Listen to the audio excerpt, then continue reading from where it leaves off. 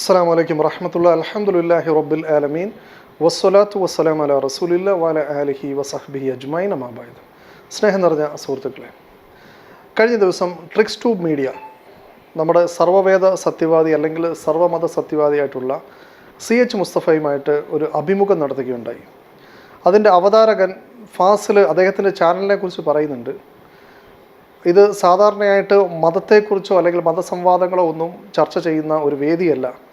നേരെ മറിച്ച് മതസമൂഹങ്ങളുടെ ഇടയിൽ സാധാരണക്കാരായിട്ടുള്ള വിശ്വാസികളെ ചൂഷണം ചെയ്യുന്നതിന് വേണ്ടി ചില ആളുകൾ തട്ടിപ്പുകളും അതേപോലെയുള്ള കൃത്രിമമായ പരിപാടികൾ നടത്തുകയും ചില ട്രിക്സുകളൊക്കെ കാണിക്കുകയും ചെയ്യുമ്പോൾ അതിലിടപെട്ടുകൊണ്ട് ആ തട്ടിപ്പ് എന്താണെന്ന് വെളിവാക്കുക എന്നതാണ് ഫാസിലും അദ്ദേഹത്തിൻ്റെ ചാനലും നടത്തുന്ന ദൗത്യം. അപ്പോൾ സ്വാഭാവികമായിട്ടും അങ്ങനെ ഒരു വേദിയിലേക്ക് കൊണ്ടുവരേണ്ട ഒരു വ്യക്തി തന്നെയാണ് CH മുസ്തഫ. അദ്ദേഹത്തിനോട് വളരെ കൃത്യമായ ചില ചോദ്യങ്ങൾ നമ്മുടെ ഫാസിൽ ചോദിക്കുന്നുണ്ട്. ആ ചോദ്യം അദ്ദേഹം സ്വരൂപിച്ചിരിക്കുന്നത് കഴിഞ്ഞ മാസം CH മുസ്തഫയുടെ വാദങ്ങൾക്ക് ഖണ്ഡനമായിക്കൊണ്ട് കൊടിയത്തൂരിൽ ഞാൻ നടത്തിയ ഒരു പ്രസംഗമായിരുന്നു. അതിൽ നിന്നും അദ്ദേഹം എടുത്ത പ്രധാനമായ 2-3 ചോദ്യങ്ങളും അതിന് മുസ്തഫ നൽകുന്ന മറുപടി നമുക്കൊന്ന് വിലയിരുത്താം. എങ്ങനെയാണ് നമുക്ക് ഈ ബൈബിളിനെയും ഈ ഖുർആനെയും ഒരുമിപ്പിക്കാൻ സാധിക്കുക? കാരണം ബൈബിൾ പറയുന്ന പ്രകാരം കുരിശുമരണം സംഭവിച്ചു കഴിഞ്ഞു, പക്ഷേ ഖുർആൻ പറയുന്നത് അങ്ങനെ സംഭവിച്ചിട്ടില്ല എന്നുള്ളതാണ് പറയുന്നത്. കാരണം 7-ാം ആകാശത്തേക്ക് ഉയർത്തപ്പെട്ടു എന്നുള്ള നിലയിലാണ് പറയുന്നത്. അപ്പോൾ എങ്ങനെയാണ് മൗലവി അതിനെ ആളുകൾക്ക് അത് പറഞ്ഞ് മനസ്സിലാക്കി കൊടുക്കുന്നത്? എങ്ങനെ ഇത് രണ്ടും ഒന്നാണ് എന്നെങ്ങനെ നമുക്ക് സ്ഥാപിക്കാൻ സാധിക്കും? വൈരുദ്ധ്യം എന്ന് പറയാവുന്ന ഒരു പോയിന്റാണ് പക്ഷേ ഫാസിൽ ചൂണ്ടിക്കാണിച്ചത്. കുരിശുമരണം യഥാർത്ഥത്തിൽ ഖുർആനിൽ കുരിശിലേറി മരിച്ചിട്ടില്ല എന്നേ ഉള്ളൂ. അദ്ദേഹം കുരിശിലേറി മരിച്ചിട്ടില്ല, അദ്ദേഹത്തെ ആരും കൊന്നിട്ടുമില്ല. ബൈബിളിലുള്ളത് അദ്ദേഹം കുരിശിലേറി, പക്ഷേ കുരിശിലേറ്റിയതിന് ശേഷം അദ്ദേഹത്തെ പിറ്റേ ദിവസം തന്നെ നേരത്തോട് നേരമാകുന്നതിന് മുമ്പ് അദ്ദേഹത്തെ താഴെ ഇറക്കി കല്ലറയിൽ വെച്ച് ഉയർത്തെഴുന്നേറ്റു എന്നുള്ളതാണ്. ഇതിലെവിടെയാണ് വൈരുദ്ധ്യം എന്നുള്ളതാണ് എൻ്റെ ചോദ്യം. ഇതിനു മുമ്പ് ഫാസിൽ ഇതേ ചോദ്യം ചോദിച്ചു. CH മുസ്തഫ വളരെ നീട്ടിപ്പരത്തി വേറെ എന്തൊക്കെയോ പറഞ്ഞുകൊണ്ടിരുന്നു. അപ്പോൾ വളരെ സ്പെസിഫിക് ആയിട്ട് ഫാസിൽ രണ്ടാമത് ഈ കുരിശുമരണവുമായി ബന്ധപ്പെട്ട് 2 വ്യത്യസ്തമായ രീതിയിലാണല്ലോ ഖുർആനും അതേപോലെ തന്നെ ബൈബിളും പറയുന്നത്. ഇത് തമ്മിൽ എങ്ങനെയാണ് ഒന്നാക്കുക എന്ന് ചോദിക്കുമ്പോൾ CH മുസ്തഫ പറയുന്നത് അതിനകത്ത് വൈരുദ്ധ്യമൊന്നുമില്ല. കാരണം രണ്ടിനകത്തും കുരിശിൽ കയറി എന്ന് പറയുന്നുണ്ട്. ഈ അത്ര മാത്രമേ ഉള്ളൂ ബൈബിളിൽ. അത് ഈ കുരിശിൽ നിന്നിങ്ങനെ ശരീരം ഇറക്കി എന്നൊക്കെ പറയുന്നുണ്ട്. ഈ മരിച്ചു എന്ന് പറയാൻ ഇദ്ദേഹം എന്ത് ചെയ്യുന്നില്ല, തയ്യാറാവുന്നില്ല.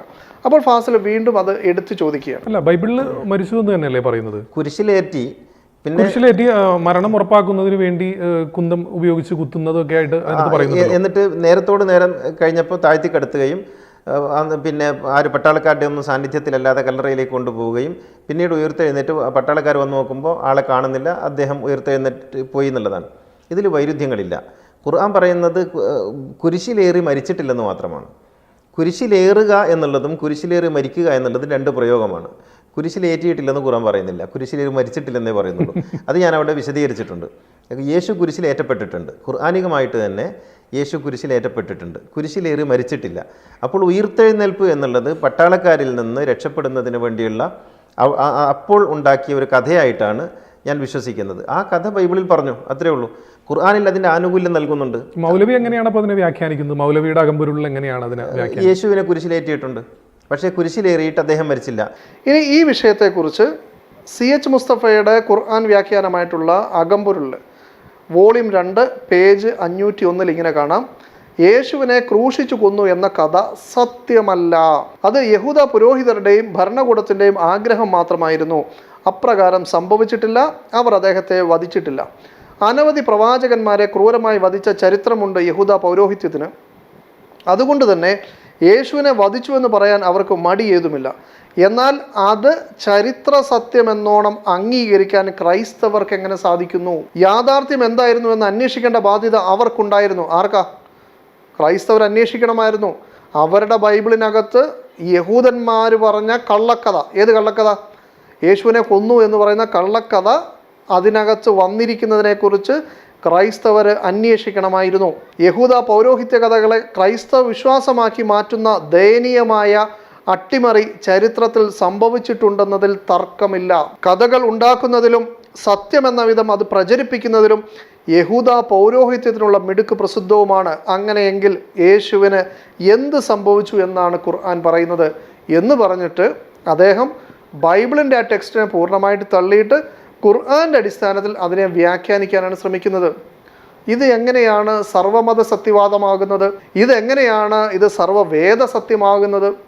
കാരണം അവരുടെ കയ്യിൽ ഇരിക്കുന്ന ഇഞ്ചിയിൽ അതിന്ന് സത്യസന്ധമായ രൂപത്തിൽ അത് നിലനിൽക്കുന്നു എന്ന് ഈ സർവവേദ സത്യവാദിയായിട്ടുള്ള മുസ്തഫയെങ്കിലും അംഗീകരിച്ചിരുന്നെങ്കിൽ ഇയാൾ ഈ പദങ്ങളൊക്കെ പറയുമോ? എന്നാൽ താനീ പറയുന്ന വാദങ്ങൾ ക്രൈസ്തവർക്ക് വരെ സ്വീകാര്യമാണെന്നുള്ളൊരു കളവൂടെ ഇതിനുശേഷം ഈ മുസ്തഫ തട്ടിവിടുന്നുണ്ട്. അതുകൊണ്ട് നിങ്ങളൊന്ന് കേൾക്ക്. ക്രിസ്തീയ വിഭാഗം അത് അംഗീകരിക്കുമോ? സർവ്വവേദ സത്യവാദത്തിൽ അത് അംഗീകരിക്കും.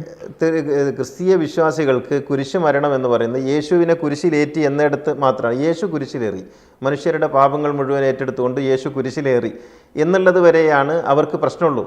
കുരിശിലേറിയിട്ടില്ലെന്ന് നമ്മളാരും പറയുന്നില്ല, ഖുർആനും പറയുന്നില്ല. കുരിശിലേറി മരിച്ചിട്ടില്ലെന്നേ പറയുന്നുള്ളൂ. അവിടെ ഒരു ചെറിയ അറബിയിൽ പറഞ്ഞാൽ തഷ്ബീഹ്, ഒരു അവ്യക്തതകളുണ്ട് എന്ന് ഖുർആൻ പറയുന്നുണ്ട്. ആ അവ്യക്തതകളാണ് അവിടെ ഈ ചെറിയ അഭിപ്രായ വ്യത്യാസങ്ങളായിട്ട് കാണുന്നത്. കുരിശിലേറിയതിന് ശേഷം മരിച്ചിട്ടില്ലെന്ന് ഖുർആൻ പറയുന്നു, കുരിശിലേറി മരിച്ചെന്ന് ബൈബിൾ പറയുന്നു. ഈ ഒരു വ്യത്യാസം മാത്രമേ ഉള്ളൂ. അതൊരു അവ്യക്തതയുടെ ആനുകൂല്യം നൽകാവുന്ന ഒരു കേസ് മാത്രമാണെന്ന് ഞാൻ വിചാരിക്കുന്നത്. ഓക്കെ, ഇതുവരെ ചിരി അടക്കിപ്പിടിച്ചിരുന്ന ഫാസിൽ ഏറ്റവും അവസാനം നിയന്ത്രണം വിട്ട് ചിരി പുറത്തേക്ക് വരികയാണ്. ഇവിടെ മുസ്തഫ ഈ ക്രൈസ്തവരുടെ കയ്യിലിരിക്കുന്ന പുസ്തകത്തിന് ഇഞ്ചിയിലാക്കുമ്പോഴല്ലേ ഇവിടെ പ്രശ്നം. ഇവിടെ ഖുർആന്റെ അടിസ്ഥാനത്തിൽ ഇഞ്ചിലിന് അവ്യക്തത ഉണ്ടെന്നാണ് നമ്മൾ മനസ്സിലാക്കേണ്ടത്. ഇഞ്ചിയിൽ അള്ളാഹു സുബ്ഹാനഹു വ തആല മലക്ക് വഴി ഈസാ അലൈഹി ഇസ്ലാമിന് അവതരിപ്പിച്ചു കൊടുത്തതാണ് എങ്കിൽ അതിനകത്ത് അവ്യക്തത ഉണ്ട് എന്ന് പറഞ്ഞാൽ ഈ അവ്യക്തത ആരിലേക്കാണ് പോവുക? പടച്ച തമ്പുരാനിലേക്കല്ലേ. അപ്പോൾ പടച്ച തമ്പുരാന് അവ്യക്തത ഉണ്ടായിട്ട് ഇഞ്ചിയിൽ ഇറക്കുകയും ഖുർആൻ ഇറക്കിയ സമയത്ത് നല്ല വ്യക്തത വന്നു എന്നാണോ മുസ്തഫ മനസ്സിലാക്കുന്നത്? ഇതുപോലെയൊക്കെയുള്ള യുണീക്കായിട്ടുള്ള വിവരക്കേട് പറയാൻ ഈ മുസ്തഫയ്ക്കല്ലാതെ വേറെ ആർക്കും സാധിക്കില്ല. ഇനി CH മുസ്തഫയുടെ അടുത്തൊരു വാദം എന്താ? അദ്ദേഹത്തിൻ്റെ ഈ ശ്രീനാരായണീയ തഫ്സീർ, അല്ലെങ്കിൽ എല്ലാ മതവും ഒന്നാണ്, എല്ലാ വേദവും ഒന്നാണെന്നൊക്കെ പറയാൻ വേണ്ടി അദ്ദേഹം നടത്തുന്ന ഈ കഷ്ടപ്പാട്, ആ കഷ്ടപ്പാടിൻ്റെ പേരിൽ അദ്ദേഹം ഇസ്ലാമിനകത്തും ഖുർആനകത്തും ഹദീസിനകത്തും ഈ പ്രശ്നങ്ങളൊക്കെ ഉണ്ടാക്കിയത് പോരാഞ്ഞിട്ട് അദ്ദേഹം പറയാണ് ക്രൈസ്തവരായിട്ടുള്ള ആളുകൾക്ക് അവർക്ക് കുരിശുമരണം ഒരു വിഷയമല്ല. യേശു ഒന്ന് കുരിശേൽ ഇങ്ങനെ ഒന്ന് കയറിയാൽ മതി, എല്ലാവരെയും പാപം ഏറ്റെടുക്കുക, കുരിശേ കയറുക, മരിക്കേണ്ട കാര്യമില്ല എന്നാണ് CH മുസ്തഫ പറയുന്നത്. വാസ്തവത്തിൽ ഈ മുസ്തഫയെ സംബന്ധിച്ചിടത്തോളം ഇദ്ദേഹം ഒരു സർവ്വമത സത്യവാദിയോ അല്ലെങ്കിൽ ഒരു സർവ്വവേദ സത്യവാദിയോ അല്ല. നേരെ മറിച്ച് ഇത് സർവ്വ മതങ്ങളെയും വേദങ്ങളെയും കലക്കാൻ വേണ്ടി ഇറങ്ങി പുറപ്പെട്ട ഒരു മനുഷ്യനാണ്. കാരണം ഇദ്ദേഹത്തിൻ്റെ വാദം ഒരു മുസ്ലിം ഏറ്റെടുത്താൽ അദ്ദേഹം ഖുർആനെ ദുർവ്യാഖ്യാനിക്കേണ്ടി വരും. ഇദ്ദേഹത്തിൻ്റെ വാദം ഒരു ക്രിസ്ത്യാനി ഏറ്റെടുത്താൽ ക്രിസ്ത്യാനിക്ക് ബൈബിളിനെ ദുർവ്യാഖ്യാനിക്കേണ്ടി വരും, ബൈബിളിനെ കളയേണ്ടി വരും. സാധാരണ ഒരു മതത്തിൽ ജീവിക്കുന്ന ആൾ ആ മതത്തിൽ ചില കുഴപ്പങ്ങൾ ഉണ്ടാക്കുന്നതൊക്കെ നമ്മൾ കാണാറുണ്ടെങ്കിലും ഇയാളെ അനുവദിക്കുകയാണെങ്കിൽ, ഇയാൾക്ക് അവസരം കൊടുക്കുകയാണെങ്കിൽ സർവ്വ മതങ്ങളെയും കലക്കാനുള്ള പരിപാടികൾ ഇദ്ദേഹത്തിൻ്റെ കയ്യിലുണ്ട്. ഇവിടെ ഇദ്ദേഹം പറയുന്നത് ക്രൈസ്തവരായിട്ടുള്ള ആളുകൾക്ക് കുരിശുമരണം ഒരു വിശ്വാസത്തിൻ്റെ ഒരു പ്രധാനപ്പെട്ട ഭാഗമേ അല്ല. നേരെ മറിച്ച് എല്ലാവരെയും പാപം ഏറ്റെടുത്തുകൊണ്ട് കുരിശിൽ ഇങ്ങനെ ഒന്ന് കയറുക, മലയിൽ കയറുന്ന പോലെ അല്ലെങ്കിൽ എവറസ്റ്റ് കയറുന്ന പോലെ ഇങ്ങനെ ഒന്ന് കയറിയിട്ട് പിന്നെ എന്ത് ചെയ്യുക, ഒന്ന് കുറച്ചൊന്ന് അബോധാവസ്ഥയിൽ കിടക്കുന്ന പോലെ ഇങ്ങനെ കിടന്ന് പതുക്കെ ഇങ്ങനെ ഇറങ്ങി തടി തപ്പി അങ്ങ് പോവുക. ഇത്രയും മതി ക്രൈസ്തവർക്ക് എന്നാണ് അദ്ദേഹം പറയുന്നത്. കുരിശുമരണം എത്രത്തോളം അവർക്ക് പ്രാധാന്യമുള്ളതാണ് എന്ന് നിങ്ങൾക്ക് മനസ്സിലാക്കാൻ അവരുടെ വിശ്വാസവചനം തന്നെ നോക്കുക. അതവരുടെ ബൈബിളിലെ പൗലോസ് റോമർക്ക് എഴുതിയ ലേഖനത്തിലെ 10-ാം അധ്യായത്തിൻ്റെ 8-ാം വചനത്തിൽ ഇങ്ങനെ കാണാം: വചനം നിനക്ക് സമീപമായി നിൻ്റെ വായിലും നിൻ്റെ ഹൃദയത്തിലും ഇരിക്കുന്നു, അത് ഞങ്ങൾ വിശ്വസിക്കുന്ന വിശ്വാസവചനം തന്നെ. വിശ്വാസവചനം എന്താണെന്ന് പറയാൻ പോകണം. അത് നമ്മുടെ ഷഹാദത്ത് കലിമ പോലെ യേശുവിനെ കർത്താവെന്ന് വാഗൊണ്ട് ഏറ്റുപറയുകയും ദൈവം അവനെ മരിച്ചവരിൽ നിന്ന് ഉയർത്തെഴുന്നേൽപ്പിച്ചു എന്ന് ഹൃദയം കൊണ്ട് വിശ്വസിക്കുകയും ചെയ്താൽ നീ രക്ഷിക്കപ്പെടും. അപ്പോൾ അവർക്ക് രക്ഷയ്ക്ക് ആവശ്യമായ അവരുടെ വിശ്വാസവചനത്തിൽ തന്നെ അവരെന്താ പറയുന്നത്? യേശുവിനെ കർത്താവെന്ന് വാഗൊണ്ട് ഏറ്റുപറയുകയും ദൈവം അവനെ മരിച്ചവരിൽ നിന്ന് ഉയർത്തെഴുന്നേൽപ്പിച്ചു. ഈ ഒരു വിശ്വാസം, യേശുക്രിസ്തു മരിച്ചു എന്നുള്ളതാണ് അവരുടെ വിശ്വാസവചനത്തിൽ തന്നെ ഉള്ളത്. ഇനി അതേ ലേഖനത്തിൽ തന്നെ അതിൻ്റെ 6-ാം അധ്യായത്തിൽ ക്രൈസ്തവരുടെ മാമോദിസ ഉണ്ടല്ലോ, അതിനെ സംബന്ധമായിട്ട് പറയുകയാണ്: യേശുക്രിസ്തുവിനോട് ചേരുവാൻ സ്നാനമേറ്റവരായ നാം എല്ലാവരും അവൻ്റെ മരണത്തിൽ പങ്കാളികളാകുവാൻ സ്നാനമേറ്റിരിക്കുന്നു എന്ന് നിങ്ങൾ അറിയുന്നില്ലയോ? അപ്പോൾ ഈ പ്രൊട്ടസ്റ്റൻ്റുകാരായിട്ടുള്ള ആളുകൾ സ്നാനം ചെയ്യുക എന്നും അതേപോലെ തന്നെ അല്ലാത്ത പ്രീസ്റ്റ്ഹുഡ് ചർച്ചുകളൊക്കെ മാമോദിസ നടത്തുക എന്നൊക്കെ പറയുന്ന ആ സംഭവം യേശുവിൻ്റെ മരണവുമായി ബന്ധപ്പെട്ടാണ്. യേശു ക്രിസ്തുവിനോട് ചേരുവാൻ സ്നാനമേറ്റവരായ നാം എല്ലാവരും അവൻ്റെ മരണത്തിൽ പങ്കാളിയാകുകയാണ്. അപ്പോൾ മരണത്തിൽ പങ്കാളിയാവാനാണ് അവർ മാമോദിസ ചെയ്യുന്നത്. അങ്ങനെ നാം അവൻ്റെ മരണത്തിൽ പങ്കാളികളായി തീർന്ന സ്നാനത്താൽ അവനോടുകൂടി കുഴിച്ചിടപ്പെട്ടു. ക്രിസ്തു മരിച്ചിട്ട് പിതാവിൻ്റെ മഹിമയാൽ ജീവിച്ചെഴുന്നേറ്റതുപോലെ നാമും ജീവന്റെ പുതുക്കത്തിൽ നടക്കേണ്ടതിന് തന്നെ. അവന്റെ മരണത്തിന്റെ സാദൃശ്യത്തോട് നാം ഏകീഭവിച്ചവരായെങ്കിൽ പുനരുദ്ധാനത്തിന്റെ സാദൃശ്യത്തോടും ഏകീഭവിക്കും. നാം ക്രിസ്തുവിനോടുകൂടെ മരിച്ചു എങ്കിൽ അവനോടുകൂടെ ജീവിക്കുമെന്ന് വിശ്വസിക്കുന്നു. ക്രിസ്തു മരിച്ചിട്ട് ഉയർത്തെഴുന്നേറ്റിരിക്കയാൽ ഇനി മരിക്കയില്ല. ഇതാണ് ക്രൈസ്തവ വിശ്വാസം. അപ്പോൾ ഈ ഭാഗം മുഴുവൻ അവർ തള്ളിക്കളയണം. യേശുക്രിസ്തു മരിച്ചിട്ടുണ്ട് എന്ന് അവരുടെ പുസ്തകത്തിൽ എഴുതിയതുമായി ബന്ധപ്പെട്ടാണ് അവരുടെ വിശ്വാസം ഇരിക്കുന്നത്. ആ വിശ്വാസവചനം തന്നെ തള്ളിക്കളയണമെന്ന് പറയുന്ന മുസ്തഫ എങ്ങനെയാണ് സർവ്വമതങ്ങളെയും അംഗീകരിക്കുന്ന വ്യക്തിയായിട്ട് മാറുന്നത്? അല്ലെങ്കിൽ ഇദ്ദേഹം ഈ പറയുന്നത് കേൾക്കുമ്പോൾ ക്രൈസ്തവർക്ക് ആർക്കും ഇദ്ദേഹത്തിനോട് അഭിപ്രായ വ്യത്യാസം തോന്നുകയില്ല എന്നൊക്കെ ഇദ്ദേഹം പറയുന്നത് എന്തടിസ്ഥാനത്തിലാണ്? ഇദ്ദേഹത്തിന് സാധാരണ ഈ മുസ്ലിം സംവാദകരായിട്ടുള്ള ആളുകൾ ക്രൈസ്തവരുമായി നടത്തുന്ന ചർച്ചയിൽ പറയുന്ന ഏത് കാര്യത്തിലാണ് ഇദ്ദേഹത്തിന് അഭിപ്രായ വ്യത്യാസം? ത്രിയേകത്വത്തിൻ്റെ വിഷയത്തിൽ അഭിപ്രായ വ്യത്യാസമില്ലേ? യേശു ക്രിസ്തു ദൈവമാണെന്നുള്ള കാര്യത്തിൽ അഭിപ്രായ വ്യത്യാസമില്ലേ? യേശു ദൈവത്തിൻ്റെ പുത്രനാണ്, അള്ളാഹുവിൻ്റെ പുത്രനാണ് എന്ന് പറയുന്നതിൽ അഭിപ്രായ വ്യത്യാസമില്ലേ? കുരിശുമരണത്തിൽ അഭിപ്രായ വ്യത്യാസമില്ലേ? ബൈബിൾ പൂർണ്ണമായിട്ട് ദൈവികമാണെന്ന് പറയുന്നതിനെ കുറിച്ച് അഭിപ്രായ വ്യത്യാസമില്ലേ? ഈ കാര്യങ്ങളിലെല്ലാം CH മുസ്തഫയ്ക്ക് മറ്റുള്ളവരെ പോലെ തന്നെ അഭിപ്രായ വ്യത്യാസമുണ്ട്. എന്നിട്ട് CH മുസ്തഫ പറയാണ്, അതുകൊണ്ട് ബാക്കിയുള്ള ആളുകളൊക്കെ വലിയ പ്രശ്നം ഉണ്ടാക്കുന്നു, അവർ മറ്റുള്ള ആളുകളെ കൺവേർട്ട് ചെയ്യാൻ വേണ്ടി ശ്രമിക്കുന്നു, അവർ മറ്റുള്ളവരുടെ അടുക്കൽ പോയിട്ട് അവരുടെ പുസ്തകത്തിലും അവരുടെ വിശ്വാസത്തിലും പറയുന്ന കാര്യം തെറ്റാണ്, ഇതിലേക്ക് വരാൻ വേണ്ടി ക്ഷണിക്കുന്നു. ഇങ്ങനെയൊക്കെ പറയുന്ന CH മുസ്തഫ പറയാണ്, നിങ്ങൾ അവിടെ തന്നെ നിന്നോ, പക്ഷേ ബൈബിൾ പൂർണ്ണമായിട്ട് വിശ്വസിക്കരുത്, ത്രിയേകത്വം വിശ്വസിക്കരുത്, യേശു ദൈവമാണെന്ന് വിശ്വസിക്കരുത്, യേശു ദൈവപുത്രനാണെന്ന് വിശ്വസിക്കരുത്. അപ്പോൾ ഇത് പ്രകോപനപരമായ കാര്യമല്ലേ? ഇത് യാതൊരു പ്രശ്നമില്ലാത്ത കാര്യമാണോ? അപ്പോൾ മുസ്തഫയുടെ ഈ വാദങ്ങളൊന്നും അറിയാത്ത ആളുകളുടെ അടുക്കൽ പോയി ആ പള്ളിയിലച്ചന്മാരെ പോയി കെട്ടിപ്പിടിച്ചിട്ട് അതിൻ്റെ ഫോട്ടോ എടുത്തിട്ട് ഫേസ്ബുക്കിൽ ഇട്ടിട്ട് മുസ്ലിങ്ങളായിട്ടുള്ള ആളുകളുടെ അടുക്കൽ ഇതാ കണ്ടോ, ഞാൻ പറയുന്ന ആശയം പോലെ ഖുർആനെ വ്യാഖ്യാനിക്കുകയാണെങ്കിൽ നമുക്ക് അവരുമായിട്ട് വേറെ പ്രശ്നമൊന്നുമില്ല, അവരവരുടെ മതത്തിൽ നിൽക്കട്ടെ, നമുക്ക് നമ്മുടെ മതത്തിൽ നിൽക്കാം എന്നൊക്കെ ഇദ്ദേഹം തട്ടിപ്പ് നടത്തുകയാണ് ചെയ്യുന്നത്. ഫാസിൽ അതാണ് കൈയോടെ പിടിച്ചിരിക്കുന്നത്. ഇനി അടുത്തതായിട്ട് ഫാസിൽ ചോദിച്ച ചോദ്യത്തിന് മറുപടി പറയുന്നതിനിടയ്ക്ക് നമുക്ക് നിസ്കാരം നൽകിയിരിക്കുന്നത് പോലെ പടച്ചതമ്പുരാൻ അവർക്ക് കുർബാന കൊടുത്തിരിക്കുന്നു എന്നൊക്കെ ഈ CH മുസ്തഫ പറയുമ്പോൾ ഈ കുരിശുമരണവുമായി ബന്ധപ്പെട്ടിട്ടാണ് ഈ പറയുന്ന കുർബാന എന്ന അടിസ്ഥാന കാര്യം പോലും ഈ CH മുസ്തഫയ്ക്ക് അറിയില്ല.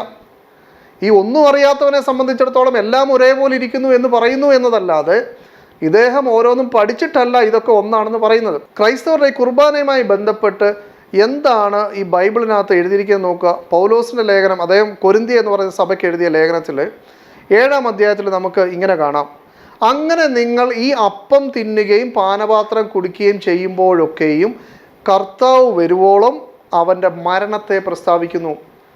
അപ്പോൾ ഈ രണ്ടാമത്തെ കൂദാശ അല്ലെങ്കിൽ രണ്ടാമത്തെ ഈ റിച്വലായിട്ടുള്ള ഈ കുർബാന അല്ലെങ്കിൽ ഈ തിരുവത്താഴം എന്നൊക്കെ പറയുന്ന അവരുടെ മതപരമായിട്ടുള്ള ആ അനുഷ്ഠാനവും യേശുവിൻ്റെ കുരിശുമരണവുമായി ബന്ധപ്പെട്ടാണ്. അപ്പോൾ അദ്ദേഹത്തിനെ സംബന്ധിച്ചിടത്തോളം കുർബാന എന്താണെന്ന് അറിയത്തില്ല, അദ്ദേഹത്തിനെ സംബന്ധിച്ചിടത്തോളം അവരുടെ മാമോദീസ എന്താണെന്ന് അറിയത്തില്ല, അതുമായി ബന്ധപ്പെട്ട് യേശുവിൻ്റെ കുരിശുമരണത്തിലുള്ള സ്ഥാനം അറിയത്തില്ല. ഇതൊന്നും അറിയാത്ത മുസ്തഫ പറയാണ്, ഞാൻ എല്ലാ മതങ്ങൾക്കും യോജിക്കുന്ന ഒരു തത്വം ഇവിടെ പറഞ്ഞുകൊണ്ടിരിക്കുകയാണ്. അപ്പോൾ ബൈബിളും ഖുർആനും ഒന്ന് തന്നെയാണ് ആ ടെക്സ്റ്റിലുള്ളത്, നമ്മളൊന്ന് വ്യാഖ്യാനിച്ചാൽ ശരിയാകും എന്ന് പറയുന്ന മുസ്തഫ കാര്യത്തോടെടുക്കുമ്പോൾ നേർക്ക് നേരെ ചോദിക്കുമ്പോൾ പുള്ളി ഖുർആൻ്റെ അടിസ്ഥാനത്തിൽ ബൈബിളിൻ്റെ ഓരോരോ ഭാഗങ്ങൾ മാറ്റുകയും ക്രൈസ്തവരുടെ ഓരോരോ വിശ്വാസം മാറ്റുകയും ചെയ്യാണ്. ഇങ്ങനെ ഈ കാപട്യം കാണിക്കാതെ ക്രൈസ്തവരുടെ വിശ്വാസം ഇന്നതാണ്, അതിനകത്ത് നമ്മൾ ഇടപെടണ്ട, അവരുടെ വിശ്വാസം അങ്ങനെ തന്നെ നിൽക്കട്ടെ. നേരെ മറിച്ച് ഇസ്ലാമിൻ്റെ വിശ്വാസം ഇങ്ങനെയാണ്. ഇനി ഇത് തമ്മിൽ ഒരാൾ താരതമ്യം ചെയ്തിട്ട് അദ്ദേഹത്തിന് ശരിയായിട്ട് തോന്നുന്ന ഏതിലാണോ അദ്ദേഹം അവിടെ നിൽക്കട്ടെ എന്നതല്ലാതെ അവരെ കബളിപ്പിക്കാൻ ശ്രമിക്കുന്നത് എന്തിനാണ്? ഇവിടെ ക്രൈസ്തവരായിട്ടുള്ള ആളുകളെയും കബളിപ്പിക്കുന്നു, അതേപോലെ മുസ്ലിങ്ങളായിട്ടുള്ള ആളുകളെ ബോധ്യപ്പെടുത്താൻ ശ്രമിക്കുകയാണ്. ഞാൻ ഈ പറയുന്നത് പോലെ അവർക്ക് കുരിശുമരണം ഒന്നും അവർക്ക് വിഷയമുള്ള കാര്യമല്ല, ഈ കുരിശെ കയറി എന്നത് മാത്രം അങ്ങ് പറഞ്ഞാൽ മതി. ഈ ക്രൈസ്തവരായിട്ടുള്ള ആളുകൾ അവരുടെ കഴുത്തിൽ അണിഞ്ഞിരിക്കുന്ന യേശുവിൻ്റെ ക്രൂശിത രൂപം, യേശു ക്രിസ്തു കുരിശിൽ കിടക്കുന്നതായിട്ട് കാണിച്ചിരിക്കുന്ന ആ ക്രൂശിത രൂപം, അതിനെക്കുറിച്ച് മുസ്തഫയ്ക്ക് എന്താ പറയാനുള്ളത്? യേശു ക്രിസ്തു അത് മരിച്ചതിൻ്റെ ഓർമ്മയ്ക്കായിട്ടാണോ, അതോ യേശു ക്രിസ്തു ആ കുരിശയിൽ ഇങ്ങനെ മയങ്ങിക്കിടക്കുകയും കുറച്ച് കഴിഞ്ഞപ്പോൾ യേശുവിനെ താഴെ വെച്ച് എടുത്തുകൊണ്ട് പോയി എന്നൊക്കെ പറയുന്ന പോലെയാണെങ്കിൽ യേശു ക്രിസ്തു ആ കുരിശെ കിടന്ന് അബോധാവസ്ഥയിൽ ഇങ്ങനെ കിടക്കുന്നു എന്നാണോ മുസ്തഫ മനസ്സിലാക്കുന്നത്? അപ്പോൾ അവരുടെ വിശ്വാസങ്ങളെയും അവരുടെ ആചാരങ്ങളെയും അവരെന്താണോ പറയുന്നത് അത് ക്രിസ്തുമതം അങ്ങനെയാണ് പഠിപ്പിക്കുന്നതെന്ന് പറയാൻ നമുക്ക് ബാധ്യതയുണ്ട്. അതിൽ നമുക്ക് സത്യസന്ധത വേണം. നമുക്ക് ഖുർആൻ്റെ അടിസ്ഥാനത്തിൽ വേറെ ആശയമാണെങ്കിൽ നമുക്ക് വ്യത്യസ്തമായ വീക്ഷണമാണ്. ഇത് തമ്മിൽ ഒരാൾ താരതമ്യം ചെയ്തിട്ട് അദ്ദേഹം ഒരു മതം സ്വീകരിക്കുന്നെങ്കിൽ സ്വീകരിച്ചോട്ടെ. ഇനി ഒരാൾ സ്വീകരിക്കുന്നില്ല, താരതമ്യം ചെയ്തപ്പോൾ അദ്ദേഹത്തിന് തോന്നി ഖുർആൻ പറഞ്ഞതിനെക്കാട്ടി നല്ലതായിട്ട് ഇരിക്കുന്നത് ബൈബിളിൻ്റെ കൺസെപ്റ്റാണ് അല്ലെങ്കിൽ ക്രിസ്തു മതത്തിൻ്റെ ആശയമാണെങ്കിൽ അദ്ദേഹം അതിൽ തുടരട്ടെ. അങ്ങനെ ഈ രണ്ടാളുകൾ രണ്ട് വിശ്വാസത്തിൽ നിൽക്കുമ്പോഴും സഹകരിക്കുന്നതിനോ കെട്ടിപ്പിടിക്കുന്നതിനോ മുസ്തഫ കാണിക്കുന്ന ഈ കാര്യങ്ങളൊക്കെ ചെയ്യുന്നതിനൊന്നും ഞങ്ങൾക്ക് യാതൊരു തടസ്സമില്ല. നേരെ മറിച്ച് സ്വന്തം വിശ്വാസത്തെ വഞ്ചിച്ച് അവനെയും കബളിപ്പിച്ചുകൊണ്ടൊരു ഇല്ലാത്ത ഐക്യമുണ്ടാക്കി മതങ്ങളെ എല്ലാം കൂടെ ഒന്നാക്കാൻ വേണ്ടി ശ്രമിക്കേണ്ടതില്ല. നേരെ മറിച്ച് ഒരു മാനവ സാഹോദര്യത്തിന് വേണ്ടിയുള്ള ശ്രമമാണ് നമ്മൾ നടത്തേണ്ടത്. ഇനി മുസ്തഫയെ പോലുള്ള ആളുകൾ നിങ്ങളെ തെറ്റിദ്ധരിപ്പിക്കാതിരിക്കാൻ ബൈബിളിലെ ടെക്സ്റ്റിനകത്ത് എന്താ എഴുതിയിരിക്കുന്നത് യേശുവിൻ്റെ മരണവുമായി ബന്ധപ്പെട്ട്, അത് ഞാനൊന്ന് വായിച്ചു തരാം. കാരണം ഈ മുസ്തഫ ഇപ്പോഴും വാദിക്കുന്നത് എന്താ, യേശുക്രിസ്തുവിനെ മരിച്ചു എന്നുള്ള ഭാഗം അംഗീകരിക്കാതെ യേശുക്രിസ്തു കുരിശേൽ കയറി അതിനുശേഷം യേശുവിൻ്റെ ശരീരം താഴേക്ക് ഇറക്കി, മരിച്ചോ എന്നുള്ള ഭാഗം അവിടെ എഴുതിയിട്ടില്ല എന്ന രൂപത്തിലാണ് ഇദ്ദേഹം പറയുന്നത്. അതുകൊണ്ട് ആ ഭാഗം ഒന്ന് വായിക്കാം. മർക്കോസിൻ്റെ സുവിശേഷം 15-ാം അധ്യായത്തിൻ്റെ 33-ാം വാക്യം മുതൽ വായിച്ചാൽ, 6-ാം മണി നേരമായപ്പോൾ 9-ാം മണി നേരത്തോളം ദേശത്തെ എല്ലാം ഇരുട്ടുണ്ടായി. 9-ാം മണി നേരത്തെ യേശു എൻ്റെ ദൈവമേ നീ എന്നെ കൈവിട്ടത് എന്ത് എന്ന അർത്ഥമുള്ള എലോഹി എലോഹി ലമ്മ ശബക്താനി എന്ന് അത്യുച്ചത്തിൽ നിലവിളിച്ചു.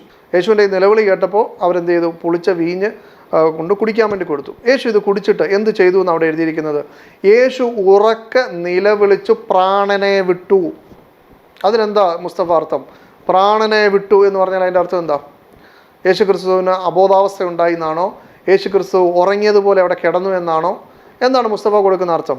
ഇനി അതിൻ്റെ തുടർച്ചയിൽ 42-ാം വാക്യത്തിൽ ഇങ്ങനെ കാണാം, വൈകുന്നേരമായപ്പോൾ ശബത്തിന് തലേനാളായ ഒരുക്കനാൾ ആകൊണ്ട് ശ്രേഷ്ഠമന്ത്രിയും ദൈവരാജ്യത്തെ കാത്തിരുന്നവനുമായ അരിമത്തിയിലെ യോസഫ് വന്ന് ധൈര്യത്തോടെ പീലാത്തോസിൻ്റെ അടുക്കൽ ചെന്ന് യേശുവിൻ്റെ ശരീരം ചോദിച്ചു.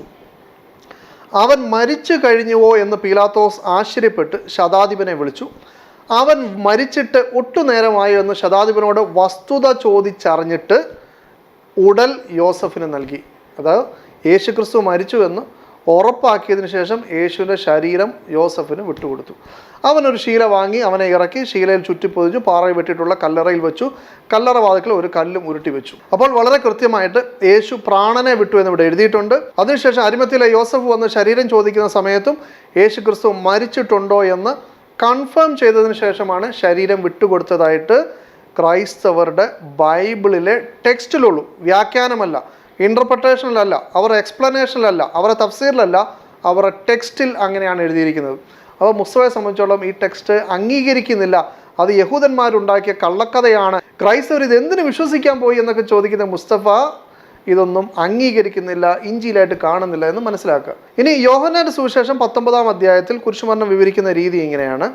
അവിടെ പുളിച്ച വീഞ്ഞ് നിറഞ്ഞൊരു പാത്രം വെച്ചിട്ടുണ്ടായിരുന്നു. അവർ ഒരു സ്പോങ് പുളിച്ച വീഞ്ഞ് നിറച്ച് ഈസോപ്പ് തണ്ടിന്മേലാക്കി അവൻ്റെ വായോട് അടുപ്പിച്ചു.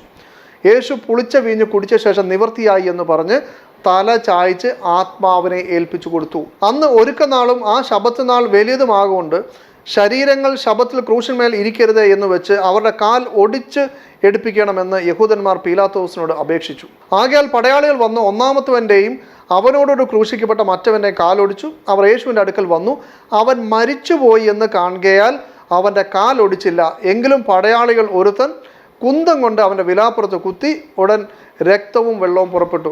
അങ്ങനെ യേശു മരിച്ചു എന്ന് അവർ കൺഫേം ചെയ്തു.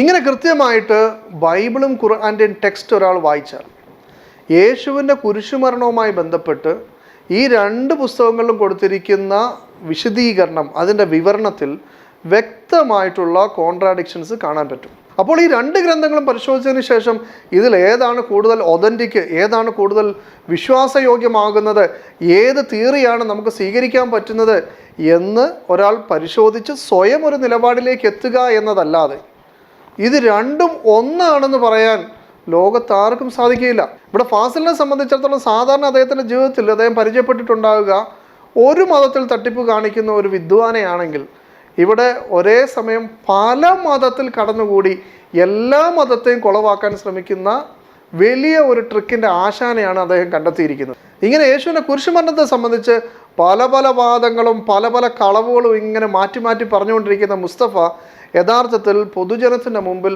സ്വയം കുരിശിൽ കയറിയ അവസ്ഥയാണ് നമ്മൾ കാണുന്നത്. ഇനി ഫാസിൽ ഉന്നയിക്കുന്ന രണ്ടാമത്തെ ചോദ്യം നമുക്കൊന്ന് കേട്ടു. വലിയ ഗുരുതരമായ ഒരു ആരോപണം ഉന്നയിക്കുന്നത് ബൈബിൾ എന്ന് പറയുമ്പോൾ എപ്പോഴും ഒരുപാട് പുസ്തകങ്ങളുടെ ഒരു കൂടിച്ചേരലുകളാണ്. അപ്പോൾ അതിൽ 4 സുവിശേഷങ്ങൾ, മത്തായി, ലൂക്കോസ്, മാർക്കോസ്, യോഹന്നാൻ, ഈ 4 സുവിശേഷങ്ങൾ മാത്രമാണ് മൗലവി അതിൽ വേദമായിട്ട് അംഗീകരിക്കുന്നുള്ളൂ. ബാക്കിയുള്ള 27 എണ്ണത്തിൽ ബാക്കി 23 മൗലവി തള്ളുന്നു എന്നുള്ളതാണ് അദ്ദേഹം പറയുന്നത്. കാരണം അദ്ദേഹത്തിന്റെ മുൻപിൽ വെച്ചിട്ട് മൗലവി അതേ രീതിയിലാണ് സംസാരിച്ചത്, അല്ലെങ്കിൽ പിടിച്ചു നിൽക്കാൻ വേണ്ടി അങ്ങനെ പറഞ്ഞു എന്നുള്ളതാണ് അദ്ദേഹം പറയുന്നത്. ഈ 4 സുവിശേഷങ്ങൾ മാത്രം വേദങ്ങളായി അംഗീകരിക്കാം എന്ന് പറഞ്ഞു. അപ്പോൾ ഞാൻ ചോദിക്കുകയാണ്, അപ്പോൾ എന്താണ് ഇത് വേദമായിട്ട് അംഗീകരിക്കാൻ മൗലവി കാണുന്ന മാനദണ്ഡം എന്താണ്? ഇഞ്ചീൽ എന്ന വാക്കിൻ്റെ അർത്ഥം സുവിശേഷം എന്നാണ്. ഇഞ്ചീൽ എന്ന വാക്ക് മുബശ്ശറാത്ത്, സുവിശേഷം എന്നാണ് അർത്ഥം. 4 സുവിശേഷങ്ങളാണ് ബൈബിളിലുള്ളത്. ഈ 4 സുവിശേഷങ്ങളല്ലാത്തതൊന്നും വേദമാണെന്ന് ക്രൈസ്തവർക്ക് അഭിപ്രായമില്ല. പിന്നെ മുസ്തഫ മൗലവിക്ക് അഭിപ്രായം ഉണ്ടാവേണ്ട കാര്യമില്ലല്ലോ. ക്രൈസ്തവ സഭ എല്ലാം വേദമാണെന്ന് പറയുന്നില്ല. ഈ സുവിശേഷങ്ങളെക്കുറിച്ച് മാത്രമേ വേദമെന്ന് പറയുന്നുള്ളൂ. മറ്റുള്ളത് അപ്പോസ്തലരുടെ അപ്പോസ്തല പ്രവൃത്തികൾ, കൊരിന്ത്യർക്കുള്ള ലേഖനങ്ങൾ, ഇങ്ങനെ പിന്നീട് യേശുവിൻ്റെ ശേഷം പല തരത്തിലുള്ള ലേഖനങ്ങളും മറ്റും സമാഹരിച്ചതാണ് മറ്റു പുസ്തകങ്ങൾ. ഈ സുവിശേഷങ്ങൾ എഴുതിയ കത്തുകളൊക്കെയാണത്, ഭൂരിഭാഗവും കത്തുകളാണ്. അതെ അതെ, കത്തുകളും സന്ദേശങ്ങളും പ്രഭാഷണങ്ങളൊക്കെയാണ്. ഇത് സുവിശേഷങ്ങളെക്കുറിച്ചാണ് വേദങ്ങളെന്ന് പറയുന്നത്. ആ സുവിശേഷങ്ങൾ, ഈ 4 സുവിശേഷങ്ങളിൽ ഖുർആനിന് വിരുദ്ധമായ ഈ കുരിശുമരണവുമായിട്ട് ബന്ധപ്പെട്ട അവ്യക്തതകൾ അടങ്ങിയ അതിൻ്റെ ആനുകൂല്യം മാറ്റി നിർത്തിയാൽ മറ്റെവിടെയാണ് ഖുർആനുമായി അല്ലെങ്കിൽ ഇസ്ലാമിക വിശ്വാസ ദർശനങ്ങളുമായി മൂല്യങ്ങളുമായി വിയോജിക്കുന്നത് എന്നാണ് ഞാൻ ചോദിക്കുന്നത്. എവിടെയെങ്കിലും കാണിച്ചു തരാൻ ഒക്കുമോ? ഒരിടത്ത് പോലും ഇല്ല. അപ്പോൾ ഈ 4 സുവിശേഷങ്ങളും വേദമാണ്, ഇഞ്ചിയിലാണ് എന്ന് ഞാൻ ഉറച്ചു വിശ്വസിക്കുന്നു. ഇവിടെ മുസ്തഫ പറയുന്നത് മുസ്തഫ ഈ 27 4 വിശ്വസിക്കുന്നുള്ളൂ എന്നല്ല പറയുന്നത്. നേരെ മറിച്ച് കുരിശുമരണത്തിൻ്റെ കാര്യത്തിൽ പറഞ്ഞതുപോലെ ക്രൈസ്തവർക്ക് ഇതിലൊന്നും വിശ്വാസമില്ല. ക്രൈസ്തവർ 4 മാത്രമേ അംഗീകരിക്കുന്നുള്ളൂ, ബാക്കി ഒന്നിനെ വേദമായിട്ട് കാണുന്നില്ല. ബാക്കിയൊക്കെ ഇങ്ങനെ ഓരോ ചരിത്ര പുസ്തകമൊക്കെ ഇങ്ങനെ വെച്ചെന്നേ ഉള്ളൂ.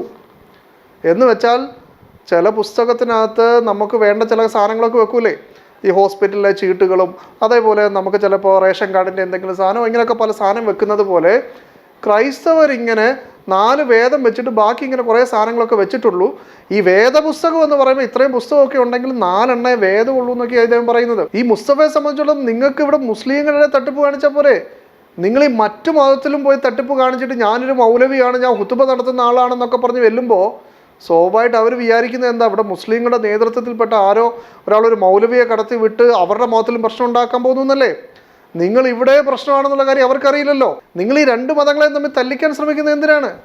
ഇത് നിങ്ങളുടെ സ്വന്തം ശ്രീനാരായണീയ തഫ്സീർ എന്നുള്ള നിലയിൽ പറയൂ. എന്നാൽ ഈ മുസ്തഫ പറയുന്നത് പോലെയാണോ ക്രൈസ്തവർ പഠിപ്പിക്കുന്നത്? അവരുടെ ബൈബിളിൻ്റെ ആധികാരിക ആളുകൾ തന്നെ പറയട്ടെ. ഒരു സഭ ഔദ്യോഗികമായി ദൈവനിവേശിതമായി അംഗീകരിച്ച് കണക്കാക്കി പരിപാലിക്കുന്ന ഗ്രന്ഥങ്ങളുടെ പട്ടികയാണ് കാനൻ എന്ന് പറയുന്നത്. ഇനി എങ്ങനെയാണ് സഭയുടെ കാനൻ രൂപപ്പെട്ടതെന്ന് അറിയണമെങ്കിൽ നമ്മൾ സഭയുടെ ചരിത്രത്തിലേക്ക് പോകണം. ഈശോ ഈ ലോകത്ത് വന്ന് തൻ്റെ പ്രവർത്തനങ്ങളെല്ലാം രക്ഷാകര പദ്ധതി പൂർത്തിയാക്കി കടന്നുപോയി. അദ്ദേഹം ശിഷ്യന്മാരെ ലോകത്തിൻ്റെ നാനാഭാഗങ്ങളിലേക്കും അയച്ചു. അവർ പോയി സുവിശേഷ പ്രഘോഷണം നടത്തി. അവർ ലേഖനങ്ങളും എഴുതി. പിന്നീട് ലേഖനങ്ങളും സുവിശേഷങ്ങളും ഇങ്ങനെ രൂപപ്പെട്ടു വരുമ്പോൾ നമ്മൾ AD 50-നും 150-നും ഇടയിൽ നോക്കിയാൽ വളരെ അധികം സുവിശേഷങ്ങളും ലേഖനങ്ങളും മറ്റ് കൃതികളും എഴുതപ്പെട്ടതായിട്ട് കാണാം. ഈ എഴുതപ്പെട്ട കൃതികൾ അതാത് സഭകളിൽ വായിക്കപ്പെട്ടിരുന്നു, അതിനടുത്തുള്ള സഭകളിലും വായിക്കപ്പെട്ടിരുന്നു. ഇങ്ങനെ എഴുതപ്പെട്ട കൃതികൾ ലോകത്തുള്ള എല്ലാ സഭകളിലും വായിക്കപ്പെടുമ്പോൾ അവരെല്ലാം ഇത് നമ്മുടെ വിശ്വാസമാണ്, നമ്മൾ സ്വീകരിച്ച പ്രഘോഷ വിശ്വാസമാണെന്ന് അംഗീകരിച്ചു കഴിയുമ്പോഴാണ് ഓരോ ഗ്രന്ഥവും സഭയുടെ പൊതു പൈതൃകമായിട്ട് മാറിയിരുന്നത്. ഇങ്ങനെ 4-ാം നൂറ്റാണ്ടാകുമ്പോഴേക്കും പൊതുവെ സഭയിൽ അംഗീകരിക്കപ്പെട്ടിരുന്ന എല്ലാവരും സ്വീകരിച്ച ഗ്രന്ഥങ്ങളുടെ ഒരു പട്ടിക രൂപപ്പെട്ട് കഴിഞ്ഞിരുന്നു. ഈ രൂപപ്പെട്ട് കഴിഞ്ഞതിനകത്ത് ആദ്യമായിട്ട് നമ്മൾ റെക്കോർഡ് കാണുന്നത് പുതിയ നിയമത്തെക്കുറിച്ചാണ്. AD 360 നടന്ന ലാവോദീക്കയിലൊരു സൂനകദോസിൽ പുതിയ നിയമത്തിൽ 27 ഗ്രന്ഥങ്ങളാണുള്ളത് നമ്മൾ കാണുന്നുണ്ട്. 367 അലക്സാൻഡ്രിയയിലെ അത്തനേഷ്യസ് തൻ്റെ ഒരു ഉയർപ്പ് തിരുനാൾ പ്രസംഗത്തിൽ പുതിയ നിയമത്തിൽ ദൈവനിവേശിതമായി അംഗീകരിക്കപ്പെട്ട 27 ഗ്രന്ഥങ്ങളുടെ പട്ടിക നൽകുന്നുണ്ട്. ഔദ്യോഗികമായിട്ട് പഴയ നിയമവും പുതിയ നിയമവും, അതായത് പഴയ നിയമത്തിലെ 46-ഉം പുതിയ നിയമത്തിലെ 27 ഗ്രന്ഥങ്ങളും ചേർത്ത് ഒരു പട്ടിക അന്ന് സഭയിൽ നിലവിലിരുന്ന അംഗീകരിക്കപ്പെട്ട ഗ്രന്ഥങ്ങളുടെ ഒരു പട്ടികയാണ്. അത് സഭ സോനോസ് പറഞ്ഞതല്ല, അന്ന് അംഗീകരിക്കപ്പെട്ടിരുന്നത് ഔദ്യോഗികമായിട്ട് പറഞ്ഞത് 380-ലാണ്. ദമാസോസ് പാപ്പ റോമിൽ വിളിച്ചു ചേർത്തൊരു സോനോദോസിലാണ് അദ്ദേഹം പഴയ നിയമത്തിൽ 46-ഉം പുതിയ നിയമത്തിൽ 27 ഗ്രന്ഥങ്ങളും അടക്കം 73 ഗ്രന്ഥങ്ങളാണ് സഭയുടെ ദൈവനിവേശിത ഗ്രന്ഥമായ ബൈബിൾ ഉള്ളത് എന്ന് പറയുന്നത്. അപ്പോൾ മുസ്തഫ പറയുന്ന പോലെ 4 പുസ്തകമല്ല അവർ അംഗീകരിച്ചത്.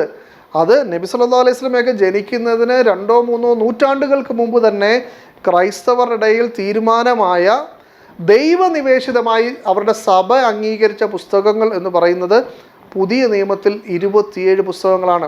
മൊത്തം പുസ്തകങ്ങളായി അംഗീകരിച്ചത് 73. എന്നാൽ പിന്നീട് പ്രൊട്ടസ്റ്റന്റുകാരിൽപ്പെട്ട ആളുകൾ അവർ 1643 ഒരു വെസ്റ്റ് മിൻസ്റ്റർ അസംബ്ലിയിൽ വെച്ചിട്ടാണ് അവർ ചില പുസ്തകങ്ങൾ ഒഴിവാക്കുന്നത്. എന്നാലും അത് പുതിയ നിയമവുമായി ബന്ധപ്പെട്ടല്ല. പുതിയ നിയമത്തിലെ 27 പുസ്തകങ്ങൾ അത് കത്തോലിക്കരും അതേപോലെ തന്നെ പ്രൊട്ടസ്റ്റൻറ്റുകാരായിട്ടുള്ള ആളുകൾ അത് വേദപുസ്തകത്തിൻ്റെ ഭാഗമായും ഡിവൈൻലി ഇൻസ്പയർഡ് ആയിട്ടും ദൈവനിവേശിതമായി കരുതുന്നത് കൊണ്ടാണ് അതിനെ വേദപുസ്തകം എന്ന് വിളിക്കുന്നത്. അല്ലാതെ മുസ്തഫ പറയുന്നതിനോട്ട് ആകെ 4 വേദവും പിന്നെ വേറെ ചില പുസ്തകവും അല്ല. ഇനി മുസ്തഫയെ സംബന്ധിച്ചിടത്തോളം ഈസാ നബി അലൈഹി ഇസ്ലാമിന് മാത്രമേ വേദം കിട്ടുകയുള്ളൂ. അതിൻ്റെ അടിസ്ഥാനത്തിൽ ബാക്കി പുസ്തകങ്ങൾ അംഗീകരിക്കാൻ പറ്റില്ല. 4 എണ്ണം മാത്രമാണ് അംഗീകരിക്കുന്നതെങ്കിൽ ആ 4 എണ്ണത്തിൻ്റെ അവസ്ഥയും മറ്റ് പുസ്തകങ്ങളെ പോലെയാണ്. ഈസാ നബി അലൈഹി ഇസ്ലാമിൻ്റെ സംസാരം മാത്രമല്ല, നേരെ മറിച്ച് ഈസാ അലൈഹി ഇസ്ലാമിൻ്റെ ജീവചരിത്രം, ബയോഗ്രഫി 4 ആളുകൾ എഴുതിയതാണ്.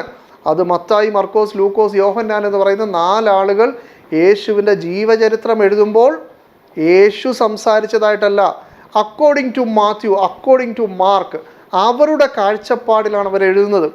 ആ എഴുതുമ്പോൾ യേശു പ്രസംഗിച്ചതും കൊണ്ടുവന്നിട്ടുണ്ട്, യേശു ജനിക്കുന്നതിന് മുമ്പുള്ള സംഭവങ്ങളും കൊണ്ടുവന്നിട്ടുണ്ട്, യേശു സംസാരിക്കുന്ന സമയത്ത് അതിൻ്റെ എതിർഭാഗത്ത് നിൽക്കുന്ന ആളുകളുടെ സംസാരവും അതിൽ ഉൾപ്പെടുത്തിയിട്ടുണ്ട്. ഇതെല്ലാം യേശു പറയുന്നതായിട്ടല്ല, നേരെ മറിച്ച് മത്തായിയുടെ പുസ്തകത്തിലും മർക്കോസിൻ്റെ പുസ്തകത്തിലും ഇങ്ങനെ ഓരോരുത്തരും അവരെഴുതിയിരിക്കുകയാണ്. അപ്പോൾ മുസ്തഫ അതിനെ ഏത് മാനദണ്ഡത്തിലാണ് സ്വീകരിക്കുക? ഇനി യേശു സംസാരിച്ചെടുത്ത് മാത്രമാണ് ഇഞ്ചീൽ എന്ന് മുസ്തഫ പറയുന്നെങ്കിൽ അപ്പോൾ ഈ 4 പുസ്തകം മുഴുവനായിട്ട് അംഗീകരിക്കുന്നില്ല. അതിനകത്തുള്ള യേശുവിൻ്റെ സംസാരമായി വന്നിരിക്കുന്നതിൽ മാത്രം എന്നതിലേക്ക് മുസ്തഫ ഒതുങ്ങേണ്ടി വരും. ഇപ്പോൾ എൻ്റെ കയ്യിലിരിക്കുന്ന ഈ പുസ്തകം, ഇതിനകത്ത് നിങ്ങൾ പുതിയ നിയമ ഭാഗത്തേക്ക് നോക്കിക്കഴിഞ്ഞാൽ യേശുവിൻ്റെ സംസാരങ്ങൾ റെഡ് ലെറ്ററിൽ, ചുവന്ന മഷിയിൽ കൊടുത്തിട്ടുണ്ട്. ഇനി ഈ മത്തായിയുടെ സുവിശേഷത്തിൻ്റെയൊക്കെ തുടക്കത്തിൽ നമ്മൾ നോക്കിക്കഴിഞ്ഞാൽ 1-ാം അധ്യായത്തിൽ ഒറ്റ റെഡ് ലെറ്റർ കാണില്ല. കാരണം എന്താ? യേശു ക്രിസ്തു ആ സമയത്ത് പ്രസംഗം തുടങ്ങുകയൊന്നും ചെയ്തിട്ടില്ല. 2-ാം അധ്യായത്തിലേക്ക് വരുമ്പോഴും അവിടെയും യേശുവിൻ്റേതായിട്ടുള്ള ഒരു ഡയലോഗും അവിടെ കാണുന്നില്ല.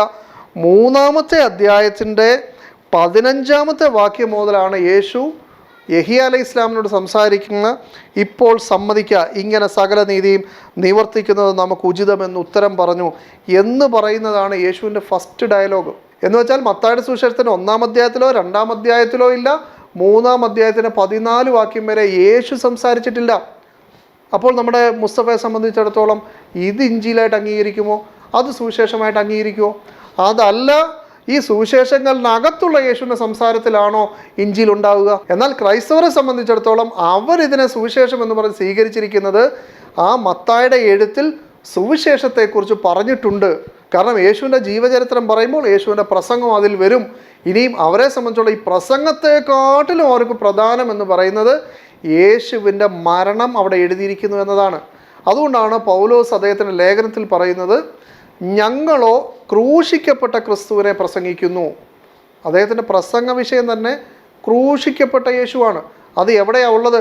ഈ സുവിശേഷ ഭാഗത്താണ് ഉള്ളത്. 2-ാമത് പൗലോസ് പറയുന്നു, യേശു ക്രൂശിക്കപ്പെട്ടിട്ടില്ലെങ്കിൽ ഞങ്ങളുടെ സുവിശേഷം വ്യർത്ഥമത്രേ. അപ്പോൾ ക്രൈസ്തവരെ സംബന്ധിച്ചിടത്തോളം യേശുവിൻ്റെ കുരിശുമരണം ഇല്ലെങ്കിൽ അവിടെ സുവിശേഷമേ ഇല്ല. കാരണം യേശു ക്രിസ്തു സകല മനുഷ്യരുടെയും പാപം ഏറ്റെടുത്തുകൊണ്ട് കുരിശയിൽ മരിച്ചു എന്നതാണ് അവിടുത്തെ ഗുഡ് ന്യൂസ്, അതാണ് അതിൻ്റെ സുവാർത്ത, അതാണ് അവിടുത്തെ സുവിശേഷം എന്നാണ് ക്രൈസ്തവ വിശ്വാസം. അപ്പോഴാണ് മുസ്തഫ പറയുന്നത്, അങ്ങനെ കുരിശിൽ മരിച്ചൊന്നുമില്ല, ഇങ്ങനെ ഒന്ന് കയറിയാൽ മതിയെന്ന്. യേശു പാപം ഏറ്റെടുത്തുകൊണ്ട് മരിക്കണമെന്നാണ് ക്രൈസ്തവർ വിശ്വസിച്ചത്. കാരണം മുമ്പ് മൂസ അലൈഹി ഇസ്ലാമിൻ്റെ തോറയിലൊക്കെ ഒരു പാപം ചെയ്താൽ ഏതെങ്കിലും മൃഗത്തെ ബലി അർപ്പിക്കുകയാണ് ചെയ്യുന്നതെങ്കിൽ അതിന് പരിഹാരമായിട്ട് യേശു ക്രിസ്തു എന്നേക്കുമുള്ള യാഗമായി ഈ മൃഗത്തെ ബലി അറക്കുന്ന പോലെ യേശു ക്രിസ്തു കുരിശിൽ മരിച്ചു എന്ന് വിശ്വസിക്കണം. അപ്പോഴേ ഇവർക്ക് സുവിശേഷമുള്ളൂ. അതുകൊണ്ടാണ് ക്രൈസ്തവരായിട്ടുള്ള ആളുകൾക്ക് മുസ്ലിങ്ങളുടെ ഖുർആനിൽ യേശു ക്രിസ്തു ക്രൂശിക്കപ്പെട്ടിട്ടില്ല എന്ന് പറയുമ്പോൾ ഇത്രയും അധികം അതിനോട് ദേഷ്യമുണ്ടാകുന്നത്. കാരണം അല്ലെങ്കിൽ നമ്മളൊന്ന് ചിന്തിച്ച് നോക്കുക, അവർ ഏറ്റവും കൂടുതൽ സ്നേഹിക്കുന്ന വ്യക്തി ശത്രുക്കളാൽ പിടിക്കപ്പെട്ട് വിചാരണ ചെയ്യപ്പെട്ട് നഗ്നനാക്കപ്പെട്ട് മർദ്ദിക്കപ്പെട്ട് ആ കാർക്കിച്ച് ജനങ്ങൾ തുപ്പി ഏറ്റവും അവസാനം അദ്ദേഹത്തിനെ കൊന്നു, അദ്ദേഹം അങ്ങനെ മരിച്ചു, കല്ലറയിൽ വെച്ചു എന്ന് പറയുന്നതിന് പകരം അദ്ദേഹത്തെ അത്ഭുതകരമായി ദൈവം രക്ഷിച്ചു എന്ന് പറഞ്ഞാൽ നമ്മളോട് അവർക്കൊരു മമത തോന്നണ്ടേ, നമ്മളോടൊരു താല്പര്യം തോന്നണ്ടേ? നേരെ മറിച്ച് അവർക്ക് താല്പര്യം തോന്നാത്തത് എന്തുകൊണ്ടാണ്? കാരണം അവരെ സംബന്ധിച്ചുള്ള യേശു രക്ഷപ്പെടുകയല്ല വേണ്ടത്, നേരെ മറിച്ച് യേശു ക്രിസ്തു രക്ഷപ്പെടുന്നതിന് മുമ്പ് ഒന്ന് മരിച്ചേ പറ്റൂ, യേശു ഒന്ന് കൊല്ലപ്പെട്ടേ പറ്റൂ. കാരണം ആ കൊല്ലപ്പെടലിലാണ് മനുഷ്യർ രക്ഷയിരിക്കുന്നത്. അതിൻ്റെ ഓർമ്മയ്ക്കാണ് അവർ ക്രൂശിത രൂപം വെക്കുന്നത്.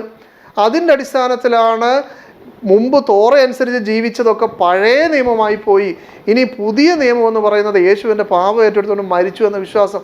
ഇങ്ങനെ ക്രിസ്തു മതത്തിൻ്റെ ഏറ്റവും ബേസായിട്ടുള്ള കാര്യം, ആ ബേസായിട്ടുള്ള കാര്യത്തിനെ CH മുസ്തഫ അംഗീകരിക്കാതിരിക്കുകയും അതുകൊണ്ട് മുസ്തഫ പറയുകയാണ് ക്രൈസ്തവരായിട്ടുള്ള ആളുകൾക്ക് ക്രൂശ് മരണം ഒരു പ്രധാനപ്പെട്ട വിഷയമല്ല എന്ന് പറഞ്ഞാൽ പിന്നെ അവർക്ക് പിന്നെ വേറെ എന്താണ് വിഷയം? ഇങ്ങനെ സഹോദര സമൂഹത്തെക്കുറിച്ച് യാതൊരു ധാരണയും അവരുടെ വിശ്വാസത്തെക്കുറിച്ചോ അവരുടെ ടെക്സ്റ്റിനെ കുറിച്ചോ ഇല്ലാത്ത മുസ്തഫയാണ് പറയുന്നത്, നമ്മൾ ഖുർആൻ മാത്രം പഠിച്ചാൽ പോരാ, ബൈബിളും കൂടെ പഠിക്കണം. എന്നിട്ട് നമ്മുടെ അടുത്തൊരു ക്രൈസ്തവം വന്നാൽ നമ്മൾ അവനോട് പറയണം, നീ നിൻ്റെ മതം അനുസരിച്ച് ജീവിക്കുക, നിൻ്റെ വേദം അനുസരിച്ച് ജീവിക്കുക എന്ന് പറയുമ്പോൾ അവനത് അറിയത്തില്ലെങ്കിൽ നമ്മളത് അവനെ പഠിപ്പിച്ചു കൊടുക്കണം. ഏത് ഒരു ക്രിസ്ത്യാനിയെ മുസ്ലിങ്ങൾ എന്ത് ചെയ്യണം? ഈ മത്തായി, മർക്കോസ്, ലൂക്കോസ്, യോഹന്നാനൊക്കെ വായിച്ച് ഇതൊക്കെ ഏതാണ്ട് ഈ ടെക്സ്റ്റിൽ കിടപ്പുണ്ട്, നീ ഇതനുസരിച്ച് ജീവിക്കണമെന്നൊക്കെ നമ്മൾ പറയണം. അതാണ് നമ്മുടെ പ്രബോധനം എന്നൊക്കെ മുസ്തഫ പറയുമ്പോൾ മുസ്തഫ ഈ സാധനം കൈകൊണ്ട് പോലും തൊട്ട് നോക്കിയിട്ടുണ്ടോ? ഇങ്ങനെ സ്വന്തമായി ചെയ്യാത്ത ഒരു കാര്യം വലിയ വായിൽ ഇങ്ങനെ തട്ടിവിടാൻ അല്പമെങ്കിലും ഒരു ലജ്ജ ഈ മുസ്തഫയ്ക്ക് വേണ്ടേ? എന്നാൽ ഇതൊന്നും അറിയാത്ത ചില ആളുകൾ മുസ്തഫയെ സ്പോൺസർ ചെയ്യുന്നു. ഒരു കാര്യം ഉറപ്പാണ്, മുസ്തഫ ഇപ്പോൾ ചർച്ചയൊക്കെ ചെയ്ത് ഏതാണ്ടൊക്കെ മുസ്തഫയ്ക്ക് ഒരു വെട്ടമൊക്കെ വീണിട്ടുണ്ട്.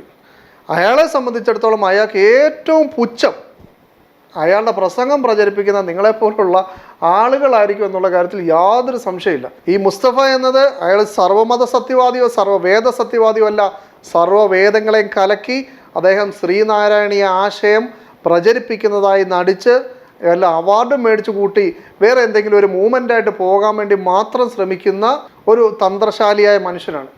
ഏതായാലും ഫാസിൽ ആ വിഷയം വളരെ മെനക്കെട്ട് കൂടുതൽ പ്രതികരണം മുസ്തഫയെ കൊണ്ട് നടത്തിച്ച് കൂടുതൽ അബദ്ധങ്ങൾ വെളിയിച്ചാടിച്ചതിന് ഫാസിലിനും പ്രത്യേകം നന്ദി പറഞ്ഞുകൊണ്ട് ഞാൻ വാക്കുകൾ നിർത്തുന്നു. അസ്സലാമു അലൈക്കും വറഹ്മത്തുള്ളാഹി.